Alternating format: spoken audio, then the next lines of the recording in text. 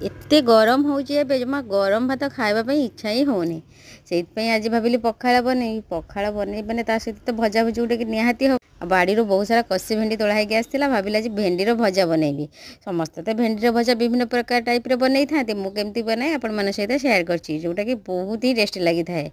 पखाळ सहित खाया तो बहुत बढ़िया लगे से कौन कल ना भेंडी को धोईकी रखीदेली कौन कली एमती चारि फाड़ कर काटी नेली तार मुंडी काटी सारा पर चारिफार कर काटी नेली सोर सोर करके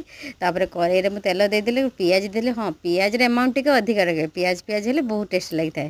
तार पियाज दे देकी भेंडी गुड़ा पकई देकी सीम रे भाजिली पूरा तेल टी अधिका तेल देकी भलसे भाजी भजी होगा टी जीरा गुंड लंका गुंड हाँ हलदी लुण पकई तापर जीरा गुंड लंका गुंड पकईदेली बास होगला मोर भेंडी भजा ए पखाळ सहित तो मु खाइली आपण मैंने बनाते खातु केमिति लगे निहाती कमेंट करेंगे जदि भल लगी लाइक कमेंट शेयर करदे और चैनल नुआ सब्सक्राइब